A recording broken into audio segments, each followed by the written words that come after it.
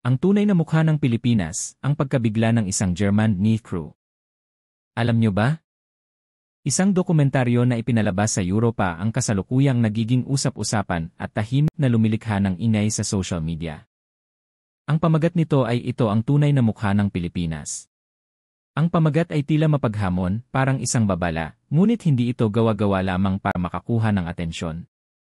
Ang ubod ng programa ay tungkol sa isang production team mula sa telebisyon ng Germany na bumisita sa Pilipinas sa unang pagkakataon at nakaranas ng mga bagay na higit pa sa kanilang inaasahan.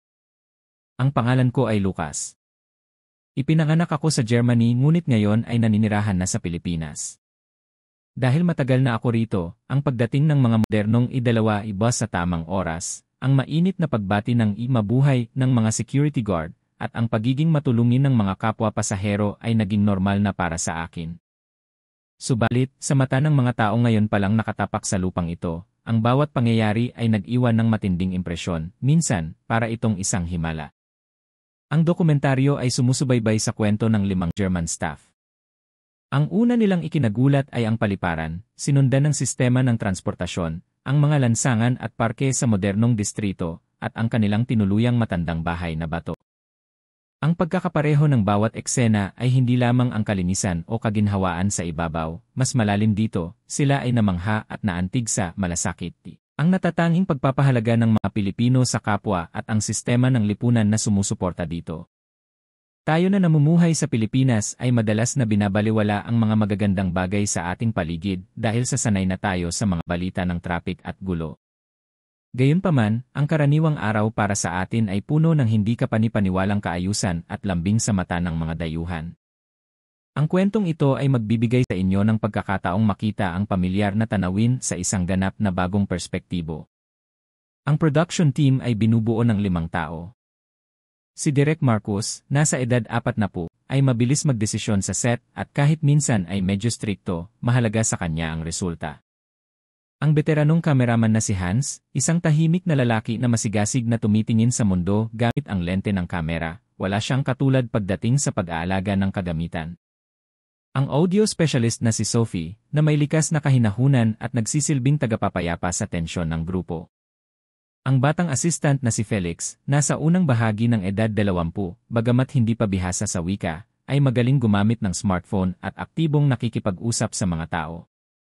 At ang nag-ugnay sa lahat ay ang producer na si Elena, siya ang gumagawa ng detalyadong plano, ayaw sa pagsasayang ng oras, ngunit napakasensitibo sa damdamin ng tao, siya ang nanay ng grupo.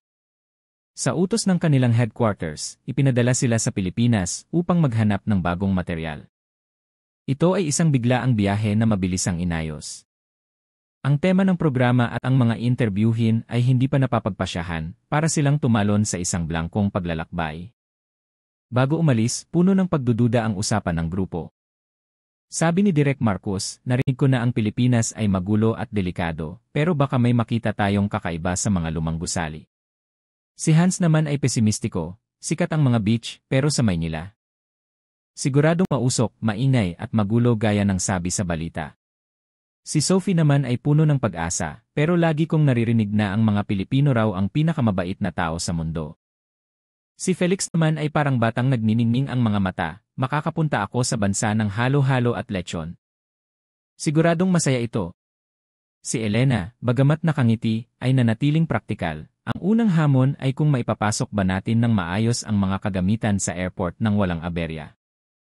Sa Frankfurt International Airport, masusi nilang sinuri ang mga kagamitan at ipinagkatiwala ang mabibigat na kahon sa check-in counter. Ang mga kamera at ilaw ang buhay ng kanilang programa. Batay sa karanasan sa Germany at iba pang bansa, ang pamamahala sa bagahe ay laging responsibilidad ng sarili. Ito ay nakatatak sa isipan ng bawat isa. Kaya naman, sumakay sila sa eroplano na may halong kaba. Sa loob ng mahigit 14 na oras na biyahe, habang nakatingin sa malawak na ulap sa labas ng bintana, sari-sari ang kanilang iniisip. Ano ba talagang klaseng lugar ang Pilipinas? Ito ba ay magiging nakakatakot gaya ng sabi ng iba, o isang sorpresang paraiso? Ang pagod ng mahabang biyahe at ang halo-halong emosyon ay nagpabagabag sa kanilang kalooban. Sa wakas, lumapag ang eroplano sa Ninoy Aquino International Airport, NA. Kasabay ng bahagyang pag-alob ng preno, nakita nila sa labas ng bintana ang maayos na pila ng mga ground crew na kumakaway. Bulong ni Marcus, sa wakas, nandito na tayo. May kaba sa puso ng bawat isa, lalo na't narinig nila ang mga lumang kwento tungkol sa airport na ito. Matapos ang immigration, na naging mabilis at maayos salamat sa mga electronic gate, nagtungo ang grupo sa baggage claim area. Kahit pagod sa biyahe, ang kanilang mga mata ay nakapako sa iisang bagay, ang malalaking itim na hard case na naglalaman ng kanilang mamahaling kagamitan. Nagsimulang umikot ang carousel. Noong una, relax pa sila. Daan-daang makukulay na maleta at kahon ng ibalikbayan box na ang dumaan. Ngunit, kahit gaano katagal silang naghintay, ang kanilang mga target na kahon ay hindi lumabas. 10 minuto, 20 minuto, 30 minuto. Palalim ng palalim ang takot sa kanilang mga mukha. Nakakapagtaka. Nailabas na ba lahat? Bulong ni Marcus. Nanginginig ang boses ni Sophie nang sabihin niyang baka naiwan sa Frankfurt o napunta sa ibang bansa. Si Felix ay ilang beses nang pabalik-balik sa paligid ng carousel. Ngunit wala silang makitang bakas ng kanilang kagamitan. Sa huli, tumigil ang conveyor belt. Isang malamig na anunsyo ang umalingaw-ngaw. Ang natira na lang ay ang kanilang pagkabalisa. Naalala ni Hans ang isang masakit na karanasan sa Amerika. Sa isang shooting sa New York, hindi dumating ang kanilang kagamitan. Nang magtanong sila sa counter, malamig silang sinagot ng staff na wala kaming sistema para hanapin yan agad at pinagpasapasahan sila. Dahil doon, hindi natuloy ang interview, nawala ang tiwala ng sponsor, at nalugmok sila sa kahihiyan. Naisip niya, mauulit na naman ba ang bangungot na yon dito sa Pilipinas? Ang kawalan ng pag-asa ay gumuhit sa mukha ng lahat. Lalo na si Elena, na nag-iisip na kung paano babaguhin ang buong schedule. Sa gitna ng kanilang panik, isang staff ng airport na nakasuot ng uniforme, na may na nakasulat na Malasakit Help Desk, ang tahimik na lumapit. Sa malumanay na boses at may ngiti, nagtanong ito, "Ma'am, sir, mukhang may problema po tayo. Ano po ang itutulong ko?" Ang biglaang pagpapakita ng malasakit ay ikinagulat ng grupo. Naglakas loob si Sophie na ipaliwanag ang sitwasyon gamit ang kanyang smartphone translator at kaunting English. Seryosong tumango ang staff, nakinig ng mabuti, at tinanong ang mga detalye, saan galing? Anong oras? Ano ang tag number? Gayunpaman, sa loob-loob ng grupo, sumuko na sila. Bulong ni Hans, wala ring mangyayari dyan. Sayang lang sa oras. Sumang-ayon si Marcus, kung mahanap nila yan dito, milagro na yon. Ngunit, sa kalmadong boses, nagpahayag ang Pilipinong staff, pakibigyan po ako ng 10 minuto. Hahanapin natin ang solusyon. 10 minuto. Talaga? Hindi makapaniwalang tanong ni Marcus. Para sa kanila na nasanay sa burokrasya ng ibang bansa, mahirap paniwalaan na makakakuha sila ng sagot sa ganoon kabilis na panahon. Ngunit ang resulta ay higit pa sa kanilang inaasahan. Pagkalipas ng eksaktong 10 minuto, bumalik ang staff na may dalang ngiti. Sir, ma'am, nahanap na po natin ang mga kagamitan nyo. Huwag po kayong mag-alala, naiwan po ito sa transfer area sa Dubai dahil sa short connection, pero ligtas po ito. Nakausap na namin ang airline representative at isasakay ito sa susunod na flight na darating mamayang gabi. Ihahatid po namin ito mismo sa hotel nyo para hindi na kayo bumalik dito. Sa sandaling iyon, natigilan ang lahat ng staff. Paano nyo nagawa yon? Sabay-sabay nilang tanong. Ipinaliwanag ng staff na ang INRI ay mayroon ng improved coordination system sa mga airlines at may dedikasyon silang tulungan ang mga pasahero bilang bahagi ng kulturang malasakit. Hindi lang sila tumingin sa computer, tinawagan nila mismo ang airline ops para kumpirmahin. Napahawak si Sophie sa kanyang dibdib at nagpasalamat ng isalamat po sa Tagalog. Tuwang-tuwang kinamayan ni Felix ang staff. Kahit ang masungit na si Hans ay napangiti. Ilang minuto lang ang nakalipas, nasa dilim sila ng kawalan ng pag-asa, pero ngayon ay naliwanagan na sila. Kanina lang, akala natin tapos na ang trip na ito, sabi ni Marcus. Anong klaseng sistema meron sila? Ang sagot ay hindi lang teknolohiya, kundi ang kagustuhang tumulong. Sa Pilipinas, kapag nakakita ng taong nahihirapan, hindi ito basta-basta tinatalikuran. Pinagsama ang sistema at ang puso ng tao. Bulong ni Hans, baka ito ang tunay na mukha ng Pilipinas na hindi natin alam. Kinabukasan, na may magaan na pakiramdam, dahil dumating na ang kanilang gamit sa hotel noong gabi, nagpasya silang subukan ang pampublikong transportasyon. Pumunta sila sa terminal ng T Premium Point-to-Point, bus, papunta sa sentro ng negosyo. Inaasahan ni Sophie na siksikan at mainit na jeepney ang sasakyan nila, gaya ng nakikita sa mga lumang litrato. Pero laking gulat nila nang makita ang bus. Moderno, malinis at malamig ang aircon. May libreng wifi at charging port, gulat na sigaw ni Felix nang makaupo siya. Agad niyang isinaksak ang kanyang low-bat na cellphone. Sigurado ka bang libre yan? Tanong ni Elena.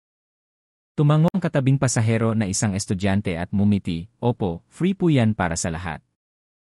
Habang bumibiyahe sila sa EDSA, nakita nila ang paghahalo ng luma at bago. Pero ang mas ikinagulat nila ay nang lumipat sila sa MRB negatibo 3 station sa oras na hindi rush hour. Inaasahan nila ang kaguluhan. Pero nakita nila ang pila. Mahaba ang pila pero maayos. Walang nagsisiksikan. Tahimik na naghihintay ang mga tao. Tignan nyo, turo ni Sophie sa T-priority lane para sa mga buntis, matatanda, at ihi. Nirerespeto nila ang linyang yan kahit walang nakabantay. Sa Germany, minsan ay nagkakaagawan pa sa upuan. Pero dito, kusa ang pagbibigay ng upuan. Sabi ni Marcos, hindi ito takot sa batas. Ito ay respeto sa kapwa. Cultural discipline. Lalo silang namangha nang makarating sila sa Bonifacio Global City, YC. Nasa Pilipinas pa ba tayo? Tanong ni Hans habang kinukunan ang matatayog na buildings at malalawak na bangketa. Ang paligid ay punong-puno ng puno at halaman. Walang kalat, puna ni Hans. Sa Europe, sa mga malalaking syudad, karaniwan ang graffiti at kalat sa gilid ng daan. Pero dito, malinis ang mga gutter. Nakakita sila ng mga pamilyang naglalakad ng payapa kahit gabi na. Ang mga bata ay nagtatakbuhan sa parke. Ligtas dito, obserbasyon ni Elena. Sa ibang bansa, nakakatakot maglakad sa gabi sa mga ganitong lugar.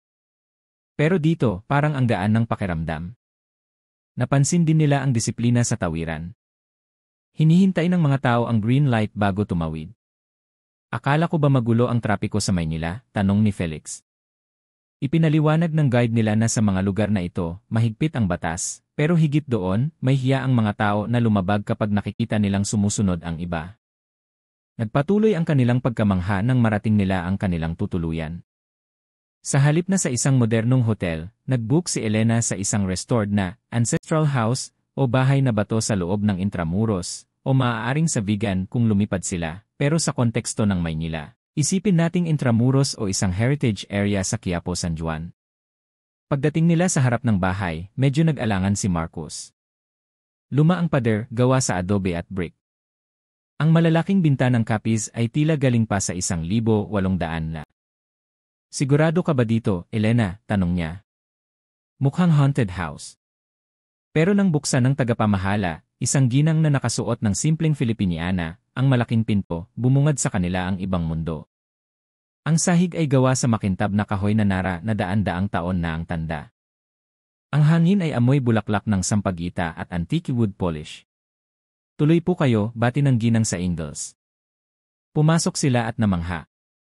Ang loob ay pinaghalong kasaysayan at modernong teknolohiya. Ang mga silid ay may high ceiling na nagpapanatili ng lamig, pero mayroon ding tahimik na split-type aircon. Ang banyo? Moderno, may hot shower, at ang pinaka-importante para sa kanila, may bidet at sensor-activated flush. Hindi ko inakala ito, iling ni Hans habang tinitingnan ang detalyadong ukit sa kisem. Akala ko lumalang pero napakakomportable. Napagtanto nila na ang bahay na ito ay simbolo ng Pilipinas, pinapahalagahan ang nakaraan, pero bukas sa pagbabago para sa ikagaganda ng buhay. Sa hapunan, inihain ang sinigang at adobo. Habang kumakain, nagkwentuhan sila. Sabi ni Marcos, sa totoo lang, noong paalis tayo ng Germany, akala ko puro problema ang sasalubong sa atin. Akala ko ang tunay na mukha ng Pilipinas ay kahirapan at gulo. Pero nagkamali ako. Ang tunay na mukha ay ang balanse ng kultura, teknolohiya, at puso ng tao. Tumango ang lahat. Sabi ni Sophie, yung nangyari sa airport, yung disiplina sa IIS, at itong bahay. Hindi ito tsamba lang.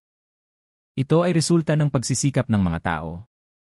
Si Felix, na kanina pa nagpo-post sa social media, ay nagsabi, dati akala ko beach lang ang meron dito. Pero ngayon, gusto ko nang tumira dito. Ang init ng pagtanggap, iba eh. Nang ipalabas ang dokumentaryo sa Germany, bumuhos ang komento mula sa mga manonood. Dapat gayahin ng airport natin ang malasakit ng staff sa NE. Walang basurahan sa bawat kanto pero malinis ang ngis. Nakakabilib. Gusto kong maranasan tumira sa bahay na bato. Akala ko third world country na magulo pero mukhang mas may disiplina pa sila sa ibang aspeto kaysa sa atin. Binasa ni Elena ang mga komento at sinabi, ang pagkilala sa Pilipinas ay naging salamin din sa atin. Masyado tayong naging kampante sa Germany.